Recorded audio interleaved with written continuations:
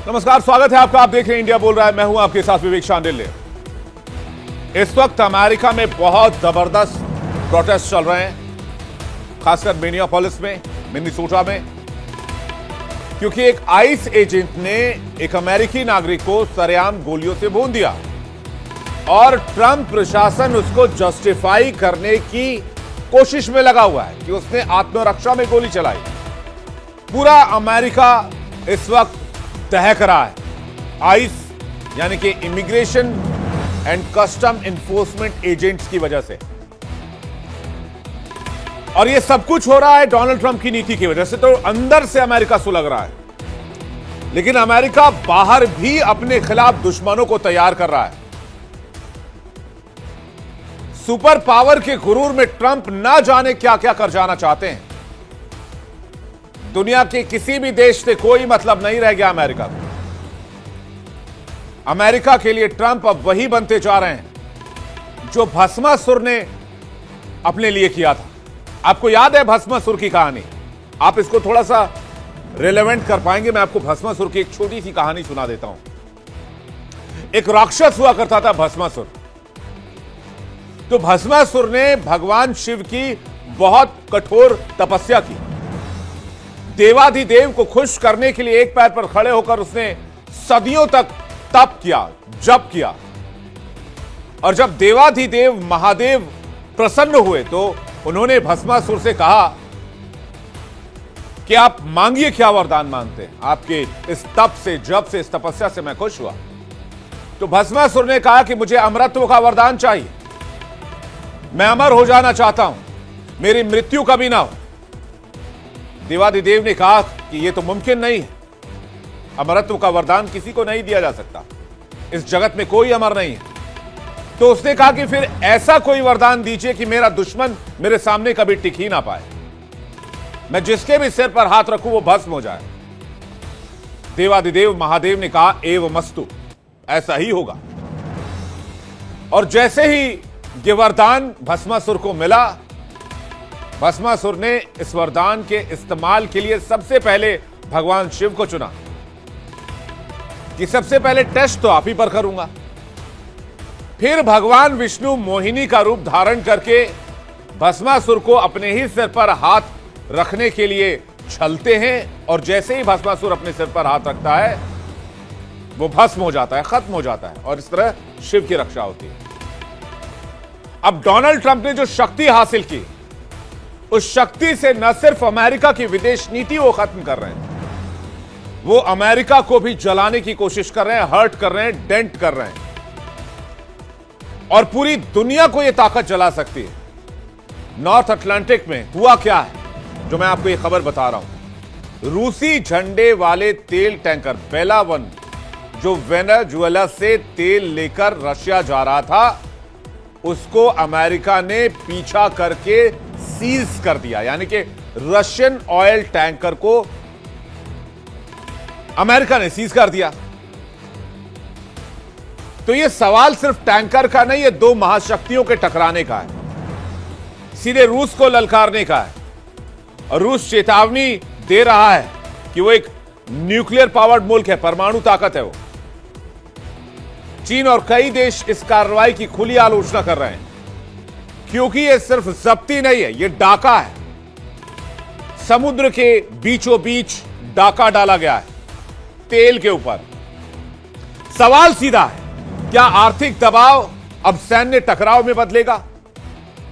और अगर ऐसा हुआ तो लड़ाई क्या सिर्फ रूस और अमेरिका की होगी? नहीं, यह पूरी दुनिया में जाएगी। यह दुनिया को दो धड़ों में बांट सकती है। इसके अंदर यह पोटेंशियल है, यह ताकत है। आज इसी मुद्दे पर चर्चा, क्या रूस अमेरिका आमने सामने हैं तो क्या विश्व युद्ध की आहट दिख रही है? दुनिया भर से मेहमान हमारे साथ होंगे। अमेरिका कभी दुनिया में लोकतंत्र का हितैषी और खुद को रक्षक बताया करता था, पूरी दुनिया का नेतृत्व करने वाला देश बताता था, लेकिन आज वो दादागिरी करने वाले सुपर पावर की तरफ पेश आ रहा है, और चेहरा है डोनाल्ड ट्रंप।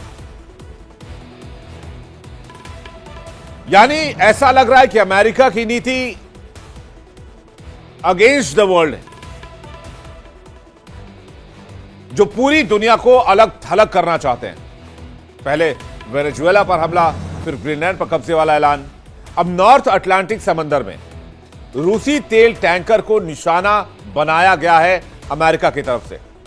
अब जरा इस वीडियो को देखिए जो आप इस वक्त देख रहे हैं।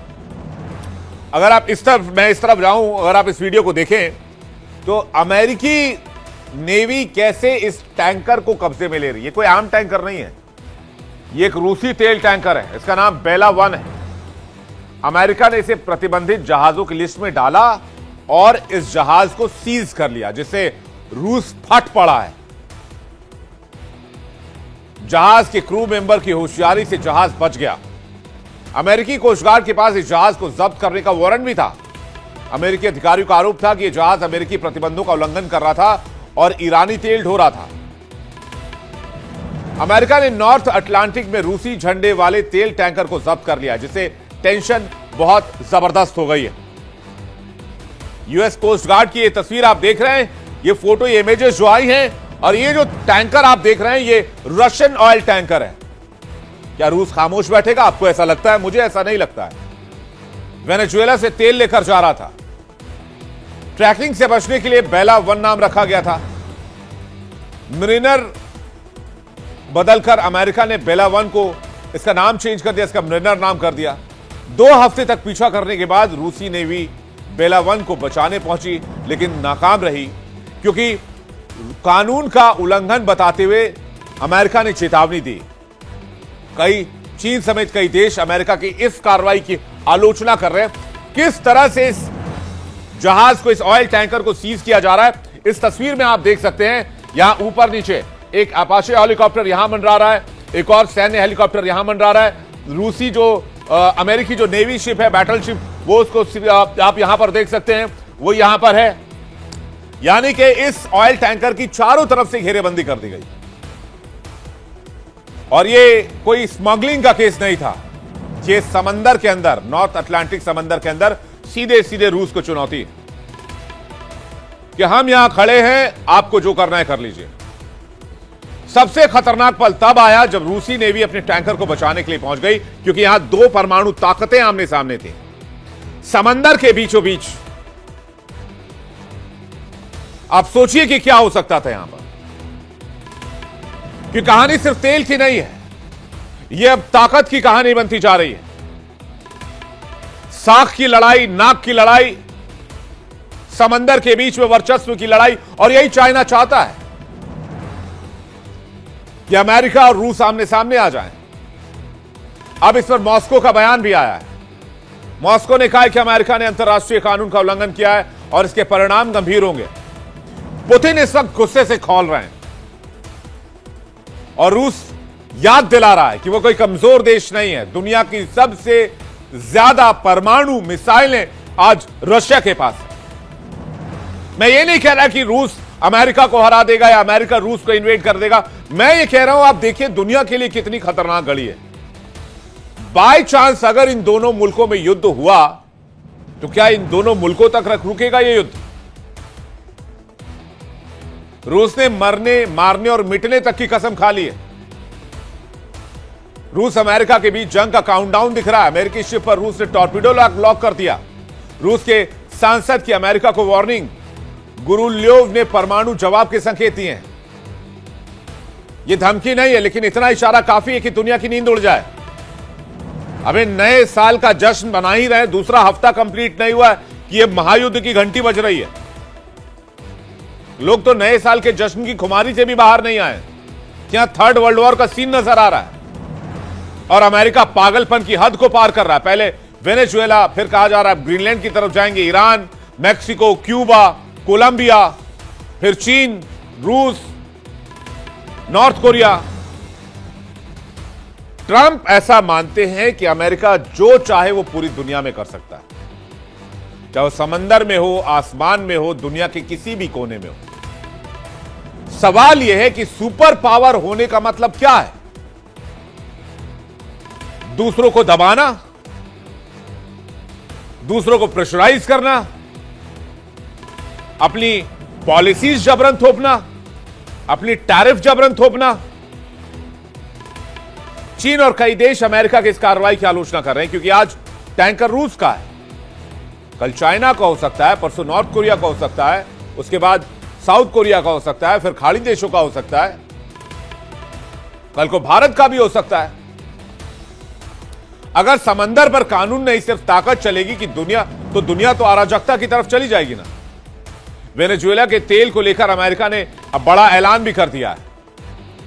अमेरिका ने कहा कि वेनेजुएला के तेल पर पूरी तरीके से बैन है, कोई नहीं ले सकता, सिर्फ अमेरिका लेगा।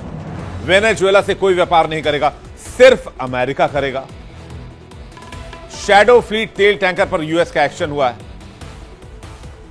और वेनेजुएला से 5 करोड़ बैरल ऑयल अमेरिका लेगा और कोई नहीं लेगा। तो भाई साहब, ये तो खुलेआम दादागिरी है। आज सबसे बड़ा सवाल यह है कि क्या रूस चुप बैठेगा? इतिहास की कहानी उठाकर देख लीजिए, इतिहास के पन्ने पलट कर देख लीजिए। रूस अपमान नहीं भूलता है। सवाल तेल टैंकर का नहीं है, सवाल रूस की संप्रभुता का है, रूस के झंडे का है। क्योंकि ये जो टैंकर जा रहा था, इसमें रूसी फ्लैग लगा हुआ था। और सवाल अमेरिका की दादागिरी का है। और जब ऐसे ही मामले चलेंगे तो फिर नॉर्थ अटलांटिक ही नहीं, पूरी दुनिया ही युद्ध के मुहाने पर खड़ी नजर आएगी। अब जो बातें मैंने एक्सप्लेन की है, इस पर बातचीत करने के लिए मेहमानों का एक बड़ा पैनल हमारे साथ जुड़ रहा है। मेजर जनरल अनुज माथुर हमारे साथ जुड़ रहे हैं, रक्षा विशेषज्ञ, स्वागत कीजिए। डॉक्टर धीरज कौल हमारे साथ जुड़ रहे हैं, भू राजनीतिक विशेषज्ञ, स्वागत कीजिए। डॉक्टर अमन शुग हमारे साथ जुड़ रहे हैं, भू राजनीतिक विश्लेषक, आपका भी बहुत स्वागत है।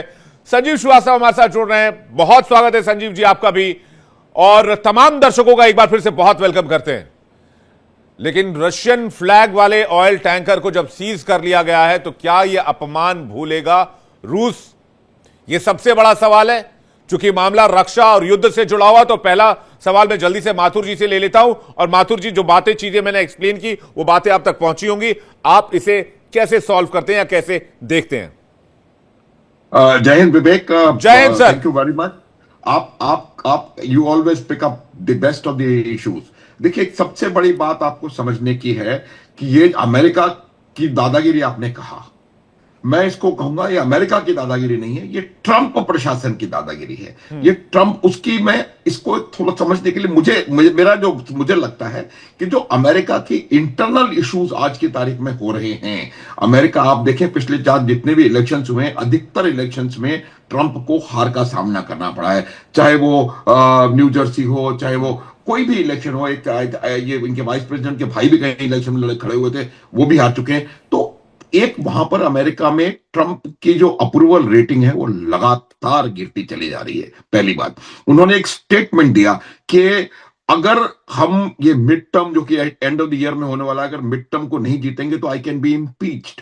उनको डर है, ये ट्रंप को जो डर है, उस डर का कहीं ना कहीं ये उसका ट्रांसलेशन आपको यहां पर होता नजर आ रहा है। और ट्रंप जो दादागिरी कर रहे हैं, वो दादागिरी ऐसे देशों के खिलाफ की जा रही है जो कि रिटेलिएट नहीं कर सकते। आप मुझे बताएं, वेनेजुएला और अमेरिका में क्या मुकाबला है?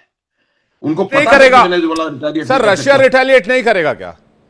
अब वही मैं I was coming to that. तो उसके बाद उन्होंने कोलंबिया उसको कहा, तो उन्होंने, जब उसने जवाब दिया उनको कि भाई जो तुम्हें करना है कर लो, तब इन्होंने कहा कि it was an honour to talk to you and this that and the other, और उनकी टोन पूरी तरह से बदल गई। तो अमेरिका की परिस्थिति दादागिरी करने वाली नहीं है। अमेरिका की परिस्थिति यह है कि वो किसी प्रकार से ट्रंप की अप्रूवल, अब ट्रंप के जो ट्रंप प्रशासन है, उनके कामों को इलेक्शन आने तक, मिड टर्म आने तक, उसको कहीं ना कहीं उसको बेहतर करने का प्रयास करें, ये मेरा मानना है। जहां तक सवाल रूसी जहाज के ऊपर कब्जा करने का है या रूस को उसको खदेड़ करके और वहां पर जाकर के, देखिए उस पे वहां पर रशिया की न्यूक्लियर सबमरीन मौजूद थी और ये रिस्ट्रेंट दिखाया है न्यूक्लियर सबमरीन ने कि they did not want to get into direct conflict Vivek. तो उन्होंने वहां पर, इस बात को आप मान के चलिए कि रूस इस चीज को कभी भी रशिया का इतिहास रहा है, आप इतिहास खोल के देख लें, कभी भी वो अपने इस प्रकार के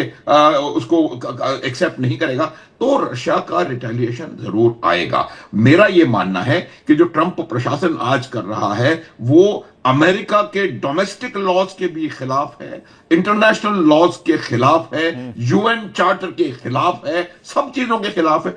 अब कोई तो इसके सामने मुझे लगता है आना आना पड़ेगा जो कि इस बात को बता सके कि भाई ये पूरी इस तरह से आप पूरे इंटरनेशनल लॉज का, डोमेस्टिक लॉ, हर एक चीज का उल्लंघन करके और आप अपना मकसद सिद्ध करने के लिए आगे बढ़ते चले जाएं। जो ग्रीनलैंड के बारे में उन्होंने कहा, जिस प्रकार की भाषा वो दूसरे देशों के अध्यक्षों के, राष्ट्राध्यक्षों के लिए प्रयोग में लाते हैं कि उन्होंने एक कुत्ता भेज दिया, they have sent a dog Denmark और समथिंग लाइक दैट। तो मेरा ये मानना है कि ये कहीं ना कहीं डोनाल्ड ट्रंप की एरोगेंस और उनकी नहीं सर, डेस्परेशन है। वो जो करना है जी में करें सर। हाँ, ये थर्ड वर्ल्ड वॉर को दुनिया को आपके हवाले कम से कम नहीं कर सकते।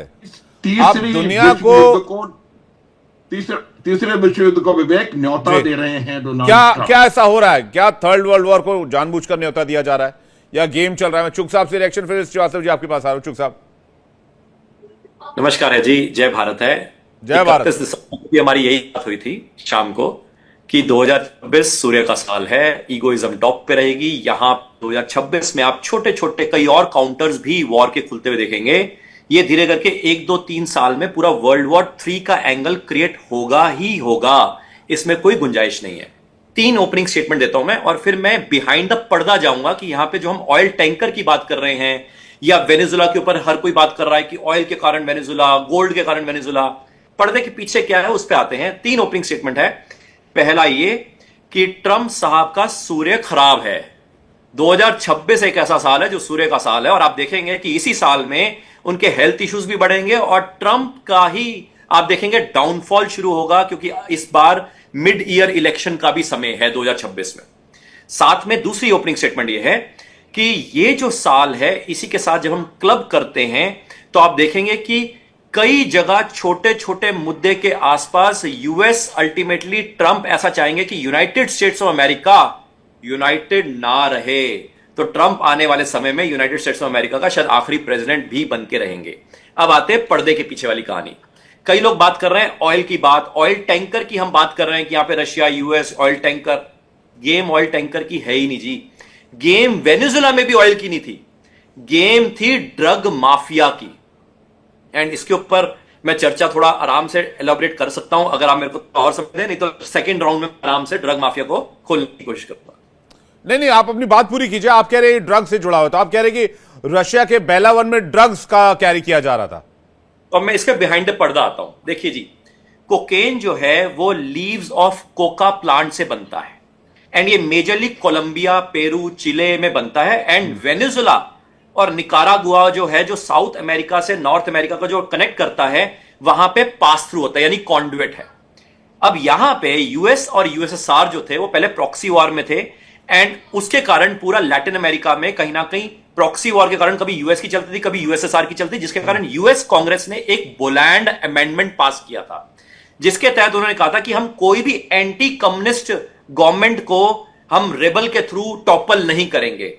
एंड उस टाइम पे एक कॉन्ट्रा करने के लिए, कॉन्ट्रा करके एक रेबल्स ग्रुप होता था जो यूएस ने, रीगन, रोनाल्ड रीगन जो उसका यूएस का प्रेसिडेंट था, उसने इनफैक्ट ईरान को हथियार सप्लाई करे थे और उस पैसे को लेकर उन्होंने कॉन्ट्रा को फंडिंग करी थी कि तुम जाके निकारागुआ गवर्नमेंट को टॉपल कर दो, जिसका एयरक्राफ्ट रशिया ने मार गिराया था। और वहां से निकली थी ये कहानी कि भाई साहब ये क्या कर रहे हो, तुमने तो ये पूरा अमेंडमेंट पास किया था। अब उस कहानी को यहां पे लिंक करते हैं।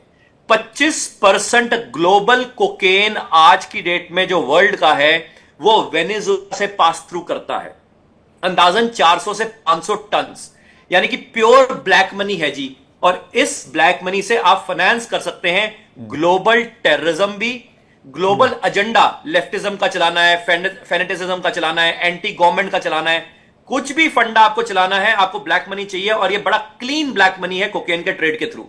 यानी कि ये जो पावर जो वेनेजुला के जो वेनेजुला की जो प्रॉक्सिमिटी थी चाइना या रशिया की तरफ, वो तोड़ने के लिए ये ट्रंप ने गेम रचा वेनेजुला के ऊपर, जो ये गेम खेला है। अब ये जो शिप है, जो आप शिप की बात कर रहे हैं, जैसे पीछे चाइना के साथ भी कॉन्फ्रंटेशन हुआ, ऑयल की कोई गेम नहीं है जी, ऑयल चाहिए नहीं रशिया को। रैदर मैं तो ये कहूंगा वेनेजुला के पास बार बार सारे लोग कह रहे हैं कि 300 बिलियन बैरल्स है। अरे सर, उसका हाई सल्फर कंटेंट के साथ सोर ऑयल है, उस ऑयल की कोई वैल्यूएशन ही नहीं है। मतलब कायदे से आपकी उसको सेटअप करने के लिए इतनी कॉस्ट है कि आप उसको सेटअप करके मेंटेन करके जो कॉस्ट होगी उसके बाद आप उसको रिफाइन कर पाएंगे। तो वेनेजुला ऑयल में कोई ज्यादा दम नहीं है, दम वो ट्रग ट्रेड का था जो मैं खोलने की कोशिश करने की चाहत रख रहा था। आपने ठीक है इसको एक अच्छे पॉइंट से कनेक्ट किया, लेकिन आपने एक अच्छा वैलिड पॉइंट भी उठाया जो मुझे भी थोड़ा सा अपीलिंग लगा कि भाई रशिया के पास तो वैसे भी बहुत ऑयल है, तो रशियन ऑयल टैंकर यहां क्या कर रहा था और ये रशियन ऑयल टैंकर में फिर क्या ले जाया जा रहा था, जिस तरफ चूक साहब इशारा कर रहे हैं। संजीव जी। देखिए विवेक जी, सबसे पहले तो मैं ये कहना चाहता हूं कि यूनाइटेड स्टेट्स ऑफ अमेरिका के राष्ट्रपति डोनाल्ड ट्रंप जिस रास्ते पर चल रहे हैं और जिस तरीके का वो आक्रामकता, अभी आर्थिक आक्रामकता अभी कम नहीं हुई थी और सामरिक आक्रामकता भी शुरू कर दी, जो टैरिफ का जो वॉर शुरू किया था उसके बाद वो अब सीधे सीधे वॉर करने जा रहे हैं, लोगों राष्ट्रपति और प्रधानमंत्रियों को उठा ले जा रहे हैं और उठाने की धमकी भी दे रहे हैं। ये जो राष्ट्रपति डोनाल्ड ट्रंप का जो पूरा जो किया धरा है वो अमेरिका की जो ग्लोबल क्रेडिबिलिटी के ऊपर बड़े प्रश्न चिन्ह खड़े कर रहा है। और मैं माथुर सर से बिल्कुल सहमत हूं, ये बिल्कुल उन्होंने सही कहा है कि ये जो पूरा अगर ऐसा ही खेल चलता रहा डोनाल्ड ट्रंप के एडमिनिस्ट्रेशन का, तो वो ऐसी संभावनाओं से इनकार नहीं कर सकते कि आगे आने वाले समय में अमेरिका का पॉलिटिकल इस्टेब्लिशमेंट ही उनको इम्पीच करेगा। और अमेरिका की जो पूरी ग्लोबल क्रेडिबिलिटी जिस तरीके से वो गिराते जा रहे हैं, अमेरिका में शत्रुओं को बढ़ाते जा रहे हैं, चाहे वो कोलंबिया हो, मैक्सिको हो, भारत हो, और किसको उन्होंने नहीं छोड़ा है, किसी को नहीं छोड़ा है। जाहिर है कि एक पूरे बड़ी लिस्ट बना करके आक्रामक तरीके से टैरिफ वॉर शुरू कर दिया सभी के ऊपर। और यदि किसी को नहीं छोड़ा है तो फिर मुल्ला मुनीर के ऊपर रहमी दिखाई है या किम जोंग उन के ऊपर रहमी दिखाई है। शेष तो अन्य सारे जो मित्रों हो, चाहे एलाइज हो, चाहे पार्टनर हो, सभी को उन्होंने अपना एडवर्सरी बनाने का ठान रखा है। तो ऐसे में अमेरिका की जो ग्लोबल क्रेडिबिलिटी अगर इसी तरह से गिरती रही तो मैं मानता हूं कि अमेरिका का जो पॉलिटिकल इस्टेब्लिशमेंट है वो बहुत ही जब उसकी अपनी साख पर बनाएगी तो जाहिर है कि वो इस्टेब्लिशमेंट किसी राष्ट्रपति को भी नहीं बख्शेगा। और मेरा ऐसा मानना है कि ऐसे में डोनाल्ड ट्रंप का भविष्य में अगर वो चिंता जता रहे हैं कि अगर मैं मिड टर्म इलेक्शन नहीं जीता तो मेरा इम्पीचमेंट हो जाएगा, इसलिए मुझे जीतना जरूरी है, वो चिंता बिल्कुल सही है, क्योंकि वो जानते हैं कि अमेरिका का इस्टेब्लिशमेंट जो है वो किस तरीके से कार्य करता है। और अमेरिका का इस्टेब्लिशमेंट अगर कभी उसके अंदर इस तरीके के असेसमेंट आ गए कि ये राष्ट्रपति तो पूरा बेड़ा गर्क ही कर देगा, तो राष्ट्रपति को हटाना ही बेहतर होगा। तो ये ऐसे में अमेरिका का जो सीनेट है और जो कांग्रेस है वो बहुत पावरफुल है और वो किसी भी राष्ट्रपति को इम्पीच करना भी जानती है। और अभी तक तो मैं डेमोक्रेटिक पार्टी की तरफ से ही बड़े रिसेंटमेंट सुन रहा हूं। कल मैं अभी किसी का स्टेटमेंट सुन रहा था कि ये जंगल लॉ ऑफ द जंगल का युग आ गया है। 19वीं सेंचुरी का अमेरिकन इंपेरियलिज्म जो था वो अब 21वीं सदी में नहीं चलेगा, और 21वीं सदी का भी 25 साल बीत चुका है। और आप सोच रहे हैं 19वीं सदी का अमेरिकन स्पेनिश वॉर के बारे में सोच रहे हैं, फिलीपींस पे ऑक्यूपेशन के सोच रहे हैं, यहाँ वहां गुआम और हवाई का ऑक्यूपेशन जैसा आपने किया था, वो 19वीं सदी का समय बीत चुका है। आपको लग रहा है कि चीजें जो है वो बहुत बुरे दौर की तरफ बढ़ रही है बिकॉज ऑफ डोनाल्ड ट्रंप, आप ये कह रहे हैं? Absolutely, totally and absolutely. एक व्यक्ति इतना ज्यादा इररिस्पांसिबल कैसे हो सकता है जो कि इतने बड़े पद पर बैठा हो, जो कि पूरे विश्व में डेमोक्रेसी, ह्यूमन राइट्स और रूल्स बेस्ड ऑर्डर के कस्टोडियन के तौर पर अपनी बातों को एक और बहुत इंपॉर्टेंट खबर आई कि आज ही एक बिल साइन करा है जिसमें रूसी ऑयल खरीदने पर 500% तक टैरिफ लगाने की बात का प्रावधान है, नंबर 1। नंबर 2, $1.5 ट्रिलियन का डिफेंस बजट पास किया है करंट फाइनेंशियल ईयर के लिए अमेरिका ने। ये दो इंपॉर्टेंट खबर निकल कर आई है। जी, मैंने भी वो देखी है। और देखिए, ये जो बिल लाया गया है वो वहां के एक सेनेटर, जिनको कि अभी हमने सुना कि किस तरीके से वो प्राइवेट कन्वर्सेशंस को पब्लिक कन्वर्सेशंस कैसे बना देते हैं, और ये डिप्लोमेटिक नॉर्म्स और न्यूआंसेस और प्रोटोकॉल सब भूलता जा रहा है अमेरिका। और अमेरिका और भारत के जो संबंध है उसकी जो संवेदनशीलता है, एक एम्बेसडर के साथ क्या वार्ता हुई है आप पूरे प्रेस को बता दे रहे हैं, ये कहाँ की समझदारी है? मैं तो बिल्कुल मेरे समझ के परे है। अगर कोई व्यक्ति प्राइवेट घर में एक डिनर के इनविटेशन में आप आए हुए हैं मेहमान बन के, और मेहमान आपसे कुछ बात करता है तो उसको जाकर के आप रूफ टॉप पे चिल्लाएंगे क्या कि मेहमान ने मुझसे ये बात की, और उसको बदनाम करेंगे? ये किस तरह के गेस्ट हैं आप? तो यही जो सेनेटर हैं इन्होंने ये बिल लाया है, और इन्होंने कहा है कि जो यदि रशिया यूक्रेन युद्ध को शांत कराने की राह में जो बाधा बनेगा उसके ऊपर 500% टैरिफ लगा देंगे। सबसे बड़ी बाधा क्या, आप पहले ये बताएंगे अमेरिका का एस्टेब्लिशमेंट, ये जो सीनेटर साहब हैं, ये बताएंगे क्या कि अमेरिका जो रशिया से जो जो न्यूक्लियर मटेरियल खरीदता है, क्या उसको करना वो रोकेंगे? क्या वो 500% का जो टैरिफ है वो लगाने से पहले ये बताइए कि रशिया से आप जो चीजें इंपोर्ट कर रहे हैं उसको आप कब रोकेंगे? दुनिया बिल्कुल। के बारे में तो बाद में सोचना, मैं इतना ही कहूंगा अभी। नहीं, बिल्कुल सही बात है। ऐसा लग रहा है डोनाल्ड ट्रंप किसी वो जो गली का एक बड़ा दबंग आदमी होता है जिसके पास बड़ा वो ब्लैक मनी होता है और बहुत सारा पावर होता है, 4-5 जो है वो फॉर्च्यूनर गाड़ी लगी होती है, 8-10 फॉर्च्यूनर गाड़ी लगी होती है, और वो किसी की बात नहीं सुनता। वो जब निकलता है तो सड़कें खाली कर दी जाती है, बाकी के लोग घर में दुबक जाते हैं। ऐसे ही डोनाल्ड ट्रंप ऐसे ही करके चल रहे हैं। डॉक्टर धीरज कौल भी अमेरिका से इस वक्त हमारे साथ जुड़ रहे हैं। एक बार कौल साहब का रिएक्शन ले लें। $1.5 ट्रिलियन का डिफेंस बजट और बीच समंदर में रशियन फ्लैग वाले शिप को सीधी चुनौती, यानी कि रूस को चुनौती। भाई किसी शिप पे फ्लैग लगा तो आप देश को ही चुनौती दे रहे हैं। तो ये क्या, ये सही किया था क्या डिपार्टमेंट ऑफ वॉर करके डिफेंस मिनिस्ट्री का जो नाम चेंज किया? क्या वॉर ही लड़ना चाह रहा है अमेरिका? अभी तक तो पीस मेकर बने हुए थे, फिर बीच में डील मेकर बने, अब वॉर मेकर बन रहे हैं। कौल साहब नमस्कार, thank you for having me on the show. देखिए नमस्कार है जी भारत से आपको। का ठीक जय जय। और वेनेजुएला का टेक ओवर के बाद देखिए एक बड़ा सिंबॉलिक मैसेज ग्लोबली भेजा गया है, और आपके ही शो पे I think a week ago we were talking about it, 2 हफ्ते पहले, कि वेनेजुएला के प्रेसिडेंट को ऑप्शन दी है कि वो दूसरे देश को पिक करें, चले जाएं। और इसके साथ साथ जो ऑयल ओपन अप होगा, देखिए हम बार बार इस पे बात करते हैं कि इस टाइम वर्ल्ड के लिए सबसे इंपॉर्टेंट अगर कोई चीज, one of the top 3 important है is cheap power for growth of AI और ओवरऑल कंट्रीज के लिए। वेनेजुएला ऑयल जो 17% है, अनटैप्ड है, तकरीबन 1 मिलियन बैरल प्रति डे से भी कम उसकी माइनिंग हो रही, रिफाइनिंग हो रही थी, जो कि तकरीबन 3 मिलियन बैरल प्रति दिन था 1970 में, और इस टाइम एंटिसिपेटेड है 3x, तकरीबन 5 से 7 मिलियन बैरल प्रति डे हम निकाल सकते हैं। तो उससे ऑयल प्राइसेस एक तो अभी रिसेंटली आप देखेंगे कि गिरेगी अगले कुछ 2 से 3 महीने में, और Venezuela oil is considered as US oil right now. तो इस टाइम सभी अगर आप कंपनीज देखें तो इस time we are looking for buyers. दुनिया में सबसे बड़े बायर्स इस टाइम जो ऑयल के हैं उसमें से चाइना और भारत आता है, और भारत की निर्भरता रशियन ऑयल पे कम हो रही है। हमने पिछले थिंक 6-8 मंथ से हम इस पे बात कर रहे हैं कि strategically India is cutting it down. US is expecting कि उसको और तेजी से कम किया जाए, ताकि वेनेजुएलन ऑयल जो अब यूएस ऑयल है टेक्निकली, वो उसको खरीदने के लिए आगे और आए। और ये एक हैवी ऑयल है which is not similar oil, it's a very good quality heavy oil.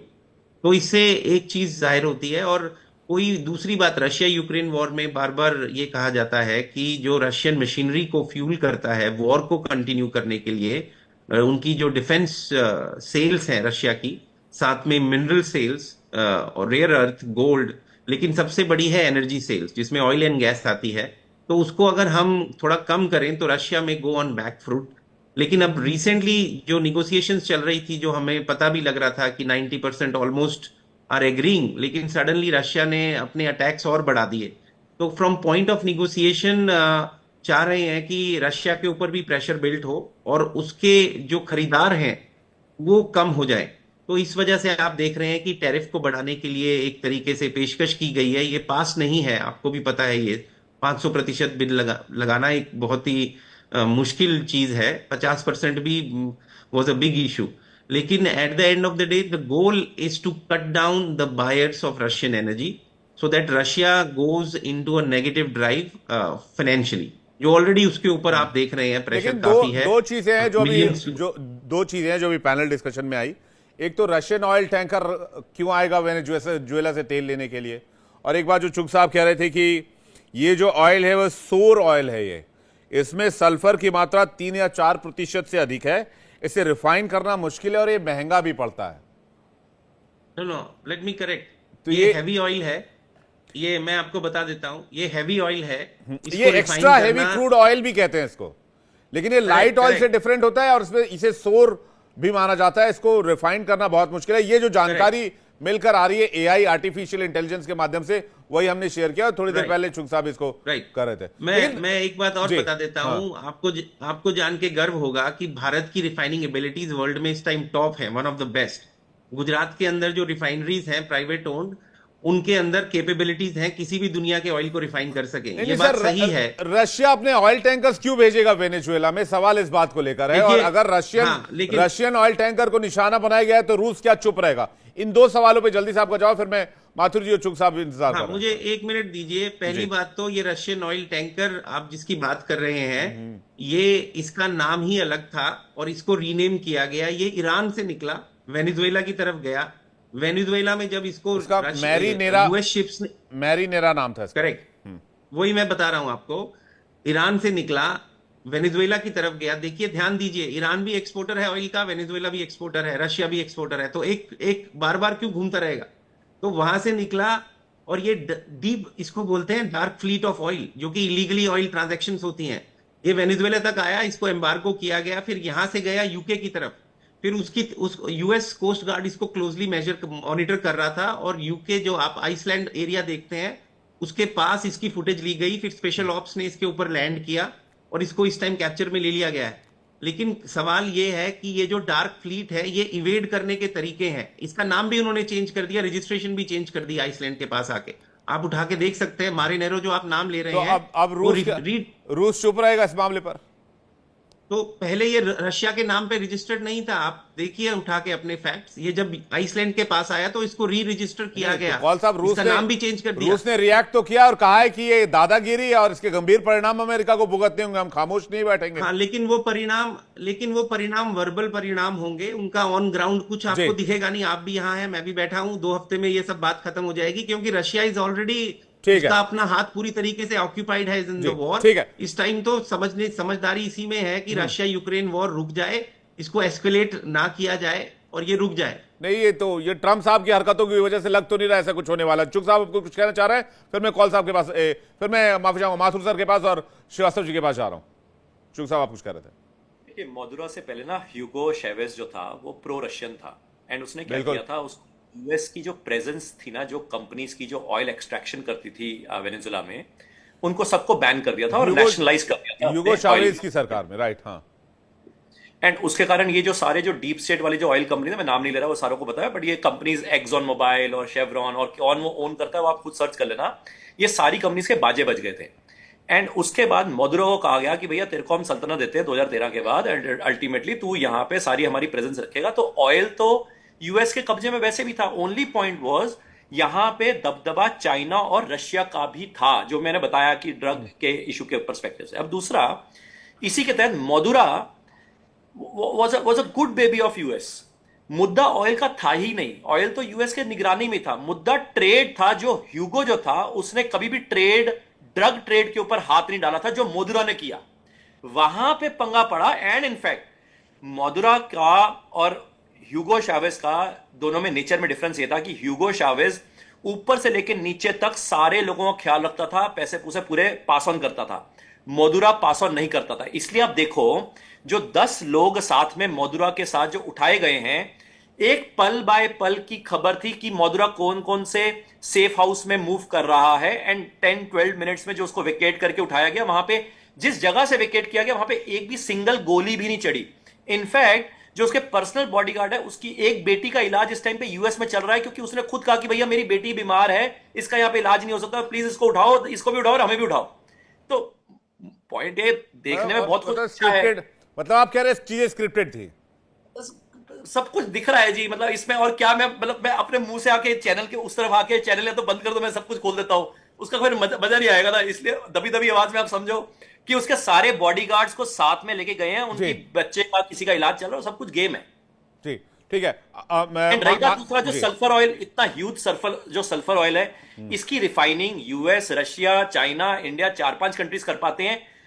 Setup cost ही इतना महंगा है, एंड उसका जो एक्सट्रैक्शन कॉस्ट है वो अलग से महंगा है। तो मतलब इतना high sulphur content oil Russia जाके वो वेनेजुएला में क्या करेगा उसका? मतलब मोटिव ड्रग वाला मामला था। माथुर सर कुछ कहना चाह रहे हैं, उसके बाद कॉल सर श्रीवास्तव जी आपके पास आ रहा हूं। माथुर सर। देखिए विवेक, मैं आपको एक तो मैं डॉक्टर धीरज कौल से ये प्रश्न करूंगा कि ये ऑयल अमेरिका के कैसे है, इसका मेरे समझ से बाहर है। जो ऑयल वेनेजुएला में है वो अमेरिका का कैसे हो गया? ये बिल्कुल इसको ये दादागिरी की भी पराकाष्ठा है ये। और जो आज की तारीख में अब वेनेजुएला की परिस्थिति है, कंडीशन है कि वो उनकी जो ऑयल इंडस्ट्री है वो बिल्कुल डेड है। उसकी वजह अमेरिका के द्वारा लगाए गए सैंक्शंस हैं। ये जो ऑयल इंडस्ट्री जिसको वो दोबारा रिवाइव करने की बात कर रहे हैं, उस ऑयल इंडस्ट्री को बर्बाद अमेरिका ने किया है। और वो जो सैंक्शंस अमेरिका ने लगाए थे उसकी वजह से वो ऑयल इंडस्ट्री जो है वो धराशायी हुई है।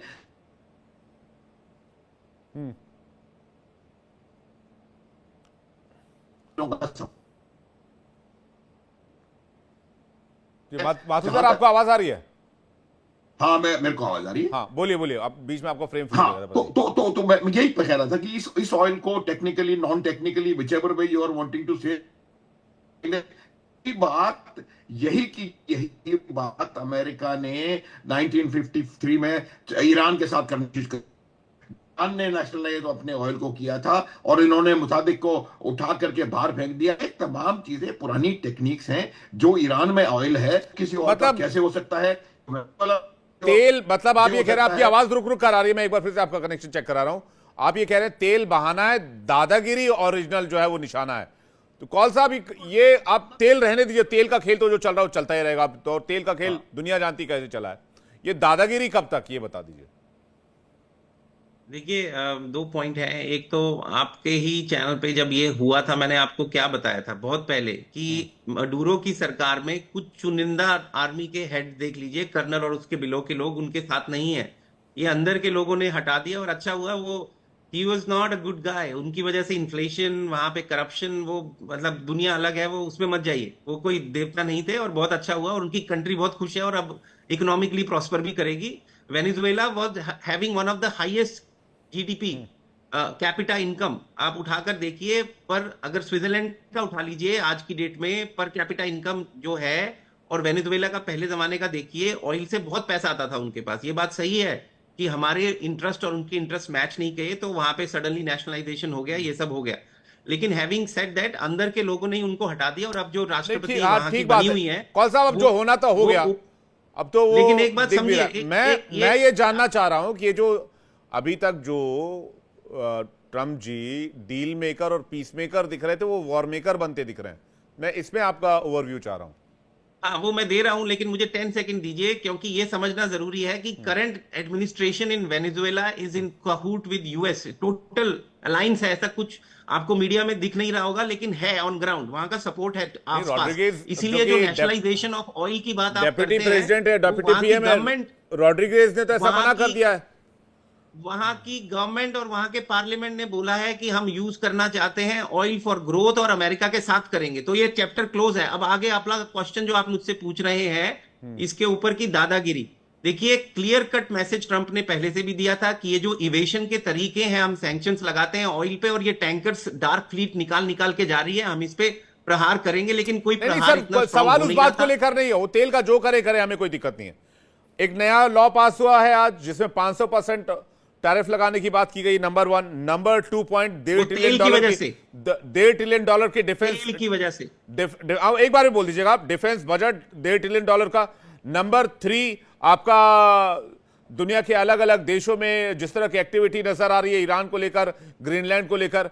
नंबर 4 एक और पॉइंट में यहां जल्दी से रख देता हूं कि जिस तरह का सिचुएशन अभी डोनाल्ड ट्रंप एंड प्रशासन एंड टीम ने बना दिया है पूरे देश में, जो ट्रस्ट डेफिसिट यूएस के लिए कायम हुआ है, यूएन से और अलग अलग दुनिया की संस्थाओं, 66 संस्थाओं से अमेरिका ने खुद को अलग कर लिया। एक तरह से यूएन को कोलैप्स करने की कोशिश, क्योंकि यूएन के लिए सबसे ज्यादा फंड यूएस से आता है। तो ये तो पूरा वर्ल्ड ऑर्डर को ही कोलैप्स करने की कोशिश की जा रही है, सिर्फ अमेरिका और कोई नहीं दुनिया में।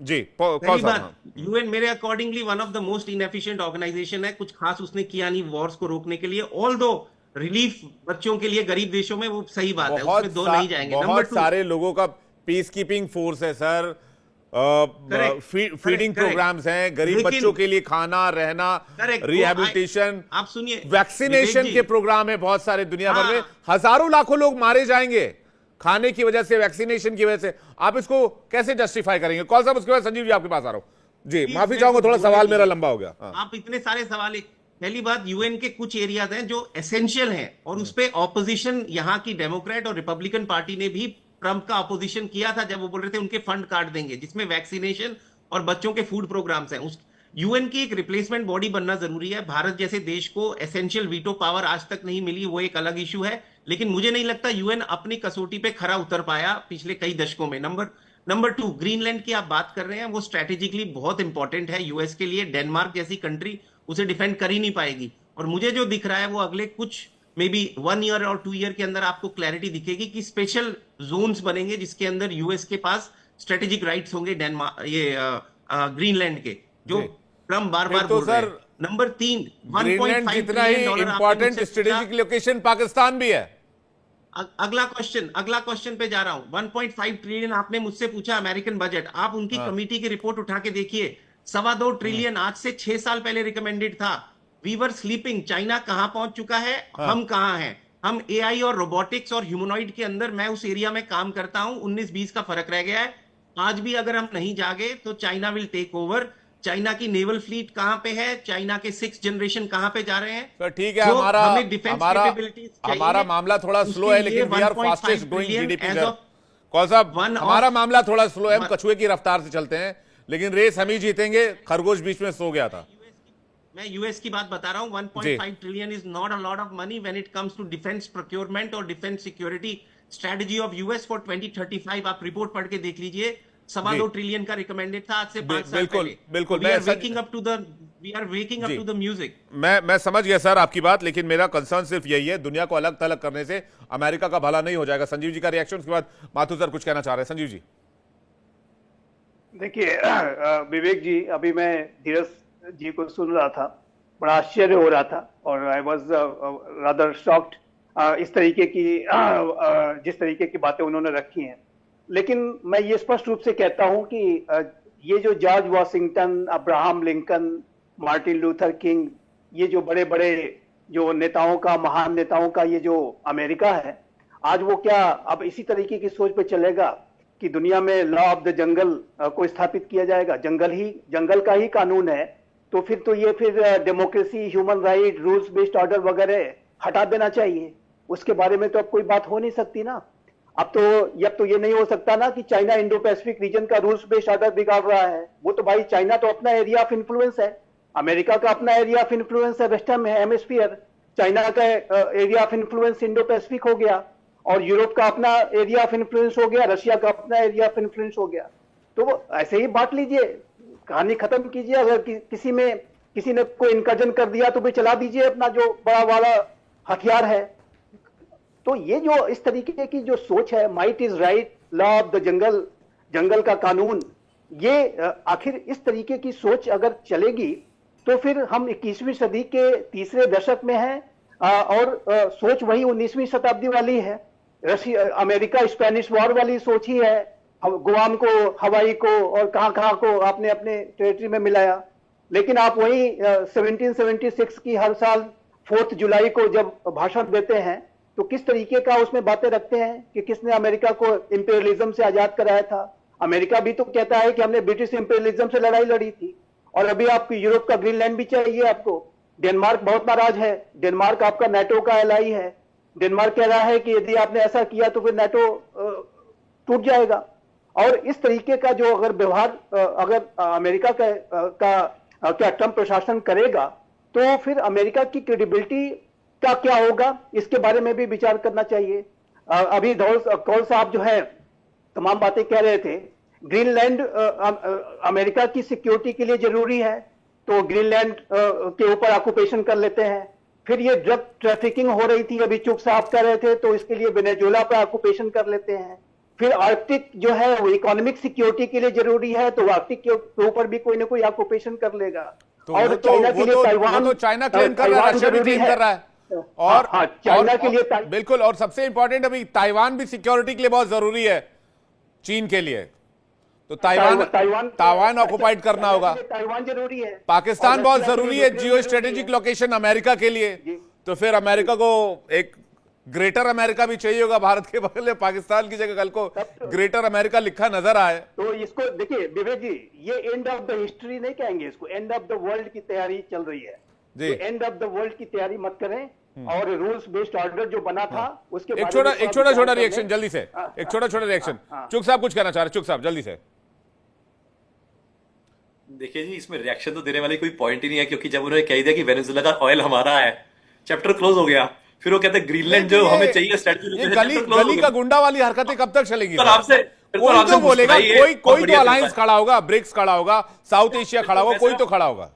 फिर तो मैं सिर्फ ये क्रक्स बोलूंगा कि 2025 में धीरज कौल साहब कह रहे थे कि हम पीस डील करवाएंगे, मेरे को लगता है 2026 में कराएंगे, हम वार कराएंगे। मेरे को तो ये लगता है 26 के साथ भी चेंज हो गया। 2025 में भी यही कह रहे हैं, वार कराएंगे। कौल साहब जल्दी से, कौल साहब जल्दी से, कौल साहब तब भी मेरा पीस डील नहीं हो पाएगी। कौल साहब जल्दी से।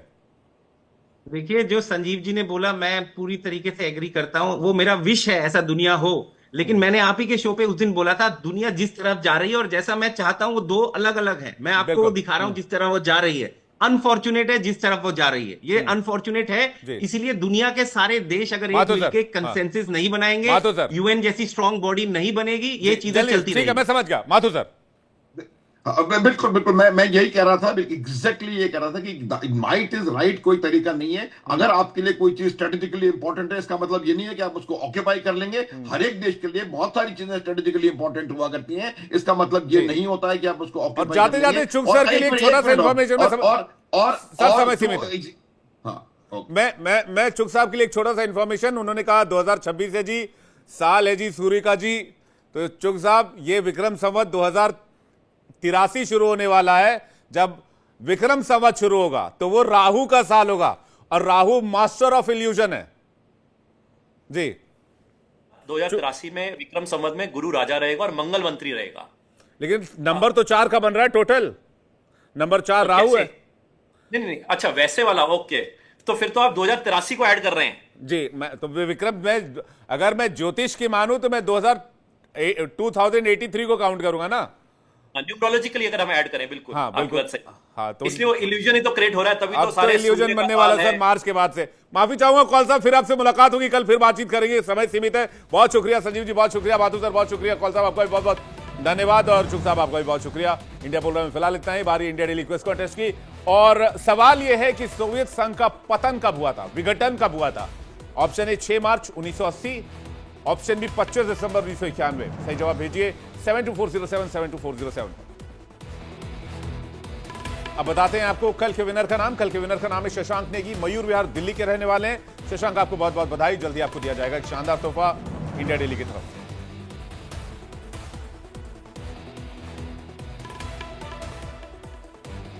इंडिया डेली में आपकी स्मार्ट टीवी पर भी मौजूद है। इंडिया डेली 24/7 देखिए अपने स्मार्ट टीवी पर लाइव और लगातार।